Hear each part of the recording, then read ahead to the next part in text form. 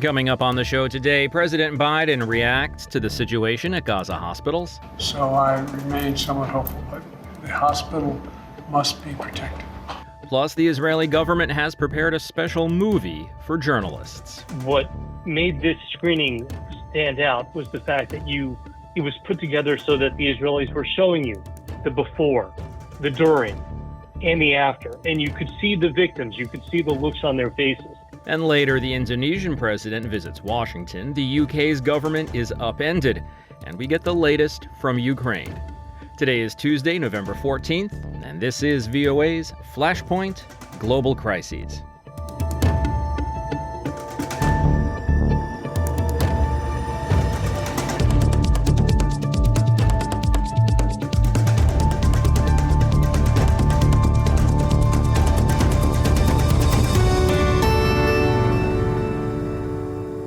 Good evening, I'm Steve Karish in Washington. Israel continued its military operations in Gaza on Tuesday, with northern Gaza showing signs of widespread destruction. And the Israeli army said it's captured Gaza's parliament and other government institutions run by Hamas in Gaza City, as its forces have deepened their offensive in the Palestinian territory.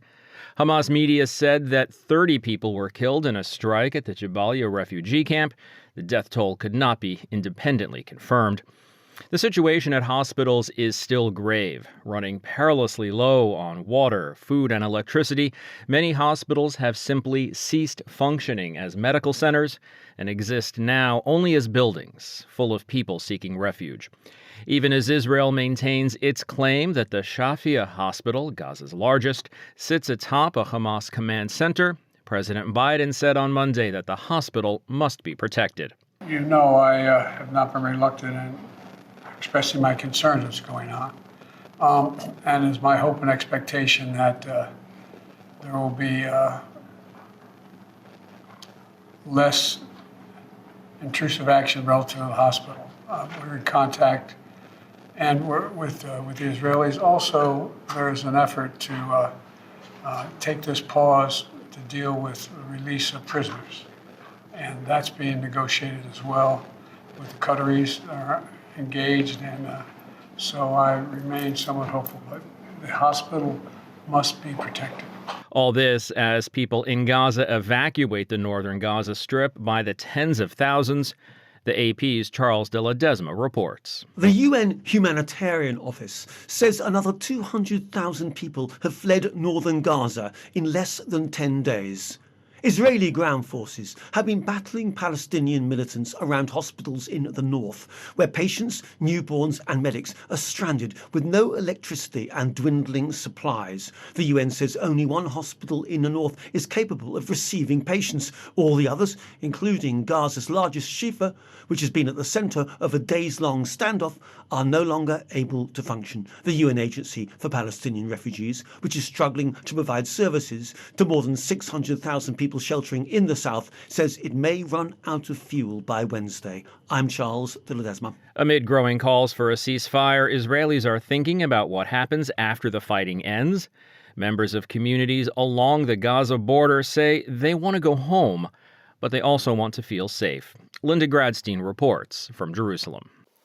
Kibbutz Kfar Aza and most of the other Israeli communities bordering Gaza have become ghost towns since October 7th, when Hamas gunmen destroyed houses, killed about 1,200 Israelis, and took about 240 hostages into Gaza. Israel evacuated nearly 200,000 Israelis who were living near Gaza and resettled them in hotels and temporary housing. Most of the residents of these communities say they want to go home, but only if they are sure that what happened on October 7th can never happen again. Israeli Prime Minister Benjamin Netanyahu says the only way to ensure the safety of Israeli citizens is to destroy Hamas completely and afterwards maintain Israeli security control in Gaza. Gaza will be demilitarized, and there will no longer be a threat from the Gaza Strip to the state of Israel. And in order to ensure there will be no such threat, as long as needed, the IDF will continue to control security in the Gaza Strip to prevent terror from it. As the civilian death toll in Gaza climbs, Israel is under growing pressure from its main ally, the United States, to do more to ease a worsening humanitarian crisis. U.S. Secretary of State Antony Blinken. Far too many Palestinians have been killed. Far too many have suffered these past weeks. And we want to do everything possible to prevent harm to them and to maximize the assistance that gets to them. While Israeli leaders do not oppose humanitarian aid for Gaza, they say there can be no ceasefire as long as 240 hostages are being held captive by Hamas. This is also a demand being made by the families of the hostages and their thousands of Israeli supporters. Analysts say a ceasefire would be a strategic mistake. Michael Oren is a former Israeli ambassador to the U.S. The ceasefire for Israel simply means that Hamas wins, gets away with mass murder, and that Israel loses. We won't be able to restore the security to our territory, nor will we be able to restore our deterrence power in the region. Our enemies will internalize that every time they hit us, we go to defend ourselves. The international community will tie our hands with a ceasefire. But eventually the fighting will end, and someone will have to be in charge of rebuilding Gaza and running life for its 2.3 million residents. The U.S. says it envisions that the Palestinian Authority, which now governs the West Bank, will eventually take over in Gaza. But observers say the Palestinian Authority is seen as weak and corrupt by a majority of Palestinians. Netanyahu also opposes putting the PA in charge of Gaza. Analysts say a transitional solution may be found with some kind of international governing authority. Avi Melamed is a Middle East security analyst. It will take time until you will build a strong, valid sovereignty on the ground, a local power, because Israel basically says we don't want to rule Gaza Strip, we don't want to stay in Gaza Strip. The international community and the United States also say we don't see a reoccupation of Gaza Strip, meaning that in the end of the day, Gaza Strip has to be ruled by Palestinians, but it will take time until you will be able to create or encourage or support, build the scaffolders that a local power in Gaza Strip. For now, the heavy fighting continues in Gaza with rising casualties on both sides and no end in sight. Linda Gradstein, VOA News, Jerusalem. Eilat is the southernmost city in Israel and a popular resort town on the Red Sea. It's also become one of the main hubs for evacuees from areas under fire from Hamas rockets following the October 7th attacks. Now the town has become the target of drone and missile attacks as well.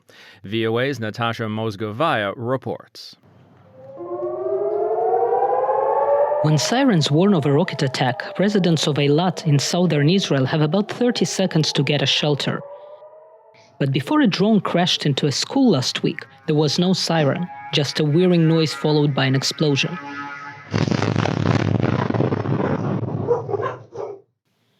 Twelve-year-old Gal Harari says most students had already left the building, with about 40 inside for after-school activities.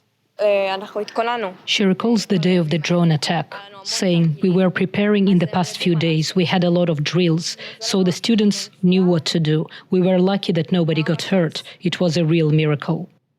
The drone, which Israel Defense Forces say came from Syria, damaged the building. There were no injuries. The Israeli resort city of Eilat was supposed to become a safe shelter for over 60,000 people evacuated from towns and villages in southern Israel that were under rocket attacks from Gaza. Yet this city became the target of ballistic missiles fired by Houthi rebels from Yemen and also drones launched from Syria. One of those drones crashed into the elementary school building. Gal's mother, Sharon Harari, says she used to tell her daughter the school is the safest place because their family home doesn't have a shelter. Sharon Harari says, "I really thought it was the safest place and that the girls need to go to the routine of studies alongside the war and continue their lives. But unfortunately it didn't happen because there was no siren and no alert. And if this happened, anything could happen." She says the conflict is taking its toll on the children. Sharon Harari says even when the kid is not physically hurt, he's psychologically hurt. And the kids here of all ages are scared. They don't sleep at night, they're afraid to go to the restroom by themselves, they're not going to play outside. Even though it looks pastoral with the sea and everything, it's all very pretty and we're trying hard, we are scared.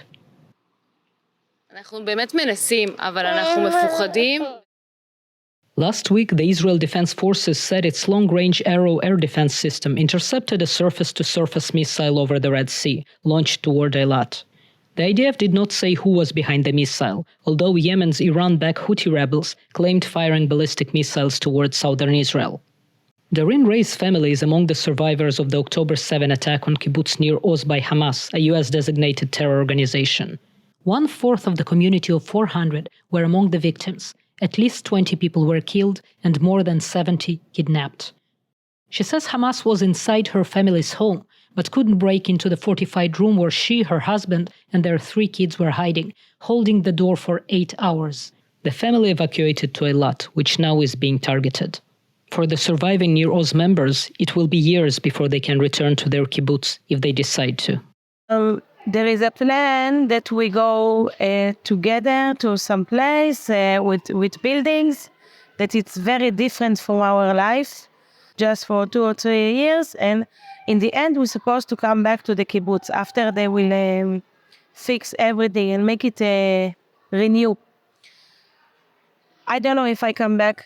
Actually, I want to say that I don't come back because my kids very scared. And also, me and my husband, we promised them all of their life, don't be scared. The soldiers is here. They working as very hard for us and they will never let something happen. On October 7th, she says, nobody came. Natasha Mozgovaya, VOA News, Eilat, Israel. The Israeli government has been showing a special movie to journalists over the past few weeks. It's a compilation of Hamas body cam footage and security camera footage that shows the bloody events of October 7th as they happened. The acts depicted are heinous: stabbings, beheadings, sexual assaults, dismemberment, and more. The video shows the killing of unarmed civilians, women, and children. The video is a clear attempt by the Israeli government to show the brutality of the October 7th attacks, to demonstrate what they think this war is for and why, in the Israeli government's view, Hamas must be eliminated. VOA's national security correspondent Jeff Selden saw that video. He joins me on the phone to talk about it. What made this screening stand out was the fact that it was put together so that the Israelis were showing you the before, the during, and the after. And you could see the victims, you could see the looks on their faces as they realized that they were coming under attack. You could see the Hamas terrorists who are carrying out this attack as they're going around, walking around the various kibbutzim, the various communities, the music festival, looking for people and shooting them as they fled. And you could see their reactions. And then you could see the aftermath when the first responders, the medics, finally arrived and saw the aftermath of the attacks. And it was 45 minutes of nonstop of these views, time and time again. As far as the audience, there were times when people had to get up and walk out. There were times when people just were sobbing because it was tough to see as Israel showed the totality of these attacks. And for 45 minutes, they said they only showed you the deaths of 138 people. And of course, at least about 1,200 Israeli civilians are thought to have been killed in the October 7th attack. Now, Jeff, clearly one of the motivations behind the Israeli government's showing of this film to journalists is to give journalists more background, more context on what happened so that it might mitigate some of the criticism on what's happening to civilians in Gaza. Do you think that message got across? Did it work? Look, as journalists, we've seen atrocities before. As a correspondent who's had to cover the U.S. response to Al-Qaeda, to ISIS in Iraq and Syria, we've seen too many of these videos where it's terrorism, and essentially the what we're seeing in this video that the Israelis showed us is terrorism. It's a terrorist attack. The targets vastly were civilians, often unarmed civilians. There's one scene that stood out to me because they showed a group of Israeli soldiers, confirmed IDF soldiers, who we later saw had been massacred, but they were 18, 19, 20-year-old girls. None of them were in uniform at the time. None of them were armed. and they were killed. So does it give you some perspective? Yes, it does. At the same time, though, what you see here, does it have a bearing on what's happening to civilians in Gaza? What's terrible, from a human perspective, if it's terrible, it's terrible. And if it's a civilian who's being killed, it's a civilian that's being killed. If their goal is to switch that, it's not something I can say whether or not it works. It does give you a better sense of what happened at that time on that day. And I think from the Israeli officials I was able to talk to, their rationale for showing it was more to show that what Hamas did was not a legitimate military operation. It was, in fact, a terrorist attack that targeted, by and large, unarmed civilians who were fleeing from their lives and posed absolutely no threat to the armed Hamas militants who had infiltrated Israel. Jeff Selden is VOA's national security correspondent. Jeff, thanks for your reporting on this. Thanks for your time. Anytime.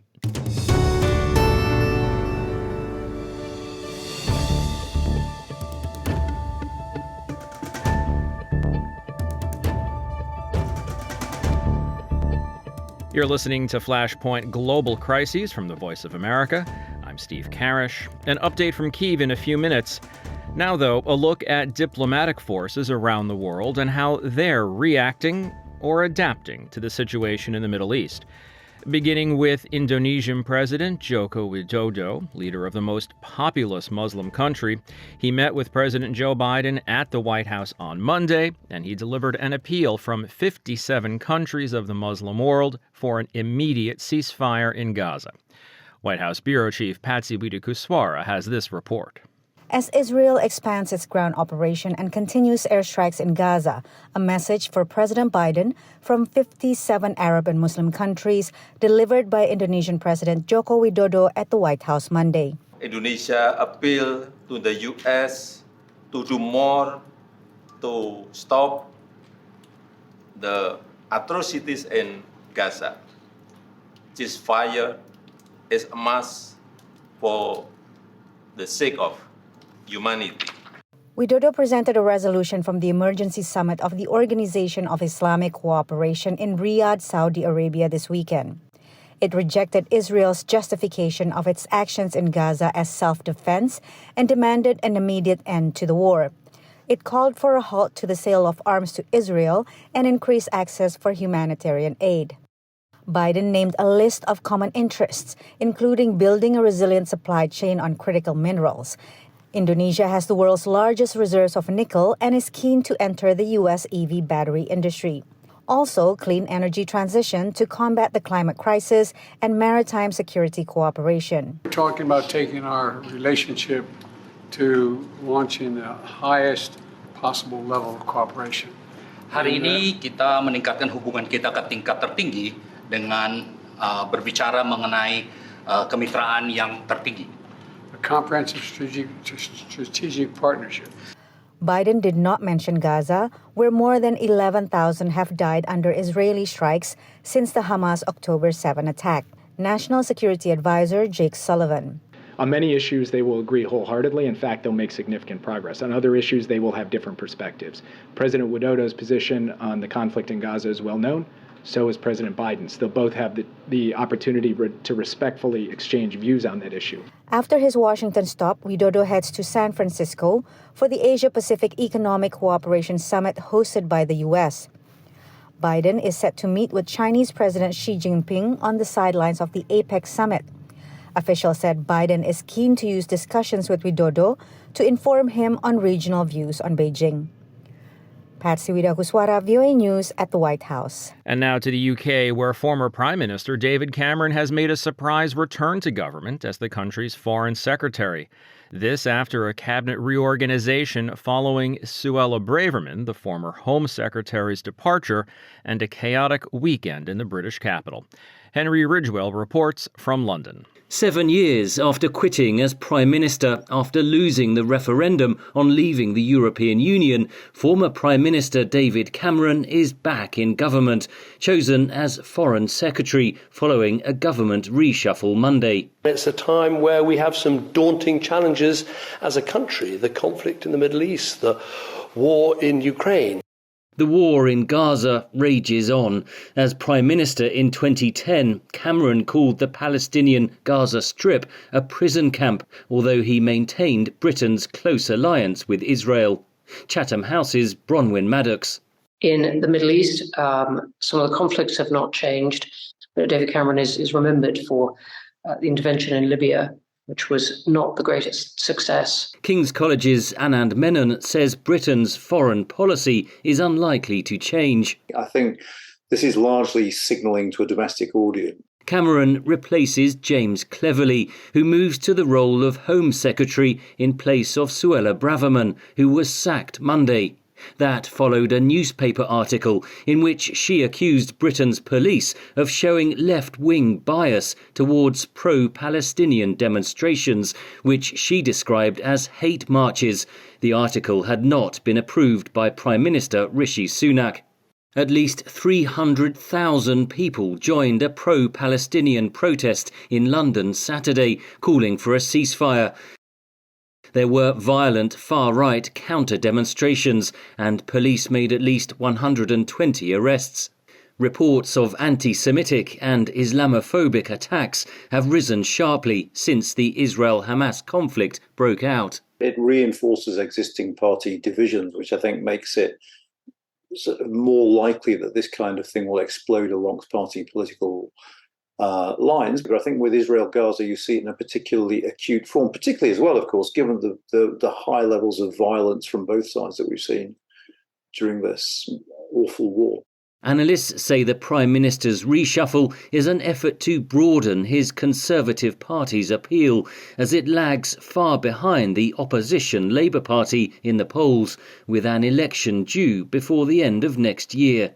Henry Ridgewell, VOA News, London. And finally today, the latest updates from the Russia-Ukraine battlefield show that Ukrainian forces have had partial success in the Kherson region on the left bank of the Dnipro River, while Russian forces advance in the east towards Avdiivka. Anna Chernikova has the details. Before dawn on November 14th, the Russian forces launched 9 drones and 2 missiles over Ukraine. Ukrainian air forces confirmed the destruction of 7 of the drones. Russians launched the drones from the Krasnodar region in Russia. The missiles came from Russian-occupied positions in Crimea and aircraft over occupied Zaporizhia. On Monday, Russian troops continued their offensive in and around Avdiivka in the Donetsk region. The Institute for the Study of War confirmed the success of Russian forces in that area on Tuesday. Geolocated video footage released earlier also demonstrated that Russian troops have advanced to the eastern outskirts of the village of Stepovo, which is 3 kilometers north of Avdiivka. At the same time, the General Staff of Ukraine reported that Russian troops carried out unsuccessful attacks in areas surrounding Avdiivka. VOA cannot verify this information independently at this time. The Ukrainian military confirms that the fight is very intense in the eastern front line, and Ukrainian forces have partial success keeping their defense positions. Meanwhile, Russian sources claim that Ukrainian forces continued ground operations on the eastern left bank of the Dnipro River in the Kherson region and had made small advances. Russian media bloggers claimed that Ukrainian troops were holding positions in the village of Krynki, which is 30 kilometers northeast of the Kherson region and 2 kilometers from the Dnipro River, and had slightly expanded the control zone in the south. Ukrainian authorities did not comment on these claims, as they rarely comment on the actions that remain in progress. Anna Chernikova, VOA News, Kyiv. And that's going to wrap up today's program. There's more VOA coverage 24 hours a day.